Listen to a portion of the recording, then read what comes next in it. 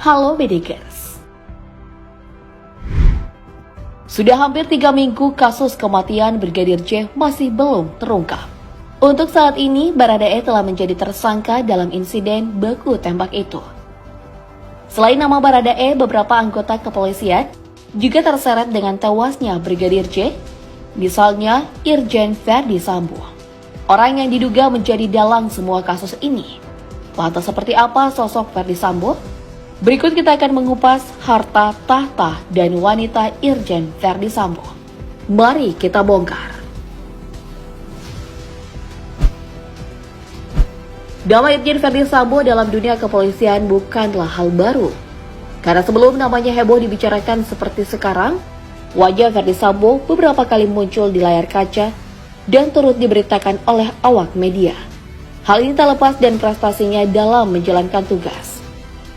Pertama kali Verdi Sambo mulai dikenal oleh masyarakat Indonesia saat peristiwa bom Sarinah Tamrin tahun 2016 lalu. Kejadian itu bisa dibilang sangat berbahaya karena lokasi pengeboman terjadi di pusat kota, yaitu di persimpangan Sarinah, Jakarta Pusat. Dari kejadian ini terdapat ada beberapa korban yang harus meregang nyawa. Sebagian di antara mereka adalah warga negara asing. Dari 8 korban ada 3 orang berkebangsaan Aljazair, 1 asal Kanada, dan 4 lainnya berasal dari warga Indonesia. Di tahun yang sama, Verdi Sambo juga berhasil menangani kasus kopi mengandung racun sianida. Di waktu itu, Jessica Kumala Wongso menjadi tersangka dalam pembunuhan sahabatnya sendiri, yaitu Mirna. Berlanjut di tahun 2018, Verdi Sambo lagi-lagi menjadi orang yang mengusut tuntas kasus perdagangan orang jaringan Timur Tengah. Dalam kejadian ini ada 8 tersangka yang diringkus oleh polisi dengan motif kejahatan, memberi iming-iming upah yang besar kepada para korban. Dengan kata lain, modus yang berakhir dengan kesengsaraan. Bukan cuma itu saja, kasus lain yang sukses ditangani oleh Verdi Sambo juga merambat ke ranah politik, yaitu kasus pemalsuan surat. Dan nama Joko Chandra menjadi dalang kasus ini yang menjadi pelaku kasus korupsi. Karena ulangnya itu, Joko Chandra diganjar hukuman 2,5 tahun kasus surat palsu dan 4,5 di kasus korupsi. Kemudian ada kasus kebakaran gedung di Kejaksaan Agung RI tahun 2020 yang kejadiannya belum terlalu lama. Dalam kebakaran ini sangat disayangkan seluruh dokumen penting Kejaksaan Agung ludes dimakan api. Verdi Sambo beserta timnya telah mengetahui motif kebakaran ini dan ada beberapa nama yang diduga menjadi tersangka. Dari sederet prestasi yang berhasil ditorehkan, karir Verdi Sambo di kepolisian bisa dibilang sangat baik. Pria kelahiran 1973 ini merupakan Inspektur Jenderal Polisi, lulusan dari Akademi Kepolisian tahun 1994. Selain itu, Verdi Sambo juga dikenal seorang pria yang hebat dalam bangku pendidikan. Jadi jangan heran kalau Irjen Verdi Sambo mendapat kursi yang cukup baik dalam jabatan kepolisian. Nah, karena Verdi Sambo memiliki banyak jabatan, untuk itu kita akan mengupas sedikit saja. Memulai karir kepolisian di tahun 1994, jabatan Verdi Sambo yang pertama adalah Pamalemdiklat Polri. Dengan kinerjanya yang baik, Verdi Sambo cukup cepat naik jabatan di kepolisian. Sebut saja Kanit Resintel, Wakapolsek, Wakasatreskrim, Kasiaga, Kasatreskrim, dan Kapolres merupakan perjalanan karir Verdi Sambo di kursi jabatan Polri. Di tahun 2015, Verdi Sambo mulai mengambil bagian di Polda Metro Jaya dengan posisi sebagai Wadireskrimum. Dari sini, karir Verdi Sambo menanjak seperti roket. Tepatnya di tahun 2020 lalu, Irjen Verdi Sambo mendapat kepercayaan dari Polda Metro Jaya menjadi Kadif Propam Polri. Kalau kita hitung jabatan Kadif Propam Polri, Verdi Sambo baru berjalan selama 2 tahun. Tapi dengan kasus Brigadir J yang mencuat dan heboh di tanah air, nama Irjen Verdi Sambo juga terseret dalam kasus ini, di mana lokasi kejadian pembunuhannya terjadi dalam rumah Verdi Sambo 8 Juli 2022 kemarin. Meski Baradae menjadi pelaku utama dalam insiden polisi tembak polisi, namun Irjen Verdi Sambo diduga sebagai dalang kematian Brigadir J.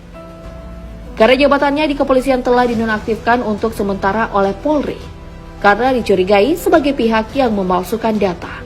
Hal ini diambil oleh Polri untuk menjaga komitmen mengedepankan objektivitas, transparansi, dan akuntabel sejak awal pengusutan perkara, tanpa ada yang harus ditutup-tutupi. Oke, sekarang kita pindah ke pembahasan selanjutnya, yaitu kekayaan dari Ferdy Sambo. Info ini cukup banyak dikepoin oleh awak media, tapi hasilnya kurang memuaskan. Karena setelah ditelusuri di laman LHKPN, kekayaan Ferdy Sambo tak ditemukan.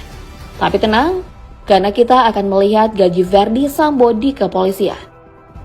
Sesuai daftar penggajian anggota Polri yang dilansir dari laman tempo.com, gaji Ferdy Sambo berada di kisaran 4.930.000 sampai 5.243.000 rupiah. Itu baru upah per bulan, belum termasuk tunjangan dan sebagainya. Berdasarkan Peraturan Presiden Nomor 103 Tahun 2018 tentang tunjangan kinerja pegawai di lingkungan Kepolisian Negara Republik Indonesia, di mana Ferdy Sambo menerima beberapa tunjangan dari Polri, seperti tunjangan suami istri, tunjangan anak, tunjangan bahan pangan dan beras, tunjangan umum, sampai tunjangan jabatan struktural atau fungsional. Bukan cuma itu saja, Ferdy Sambo juga memperoleh tunjangan jabatan, tunjangan khusus provinsi, tunjangan pengabdian di wilayah terpencil, dan tunjangan lainnya, seperti melakukan perjalanan dinas plus uang makan. Dan usut punya usut, Ferdy Sambo masih memiliki satu tunjangan yang bayarannya cukup fantastis, yaitu tunjangan perwira polisi sesuai kelas jabatan. Untuk jabatan Irjen Ferdy Sambo sebagai Kadif Propam Polri berada di kelas jabatan 17 atau berada satu tingkat di bawah jabatan Kapolri dan Wakapolri. Itu artinya Ferdy Sambo menerima tunjangan perwira polisi sebanyak 29 juta rupiah. Kebayangkan?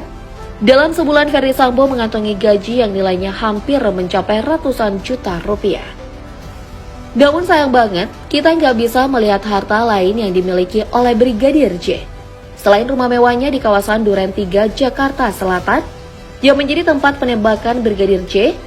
Meski begitu, tentu Ferdy Sambo memiliki mobil dinas atau mobil pribadi seperti Alphard, Pajero, dan yang lainnya.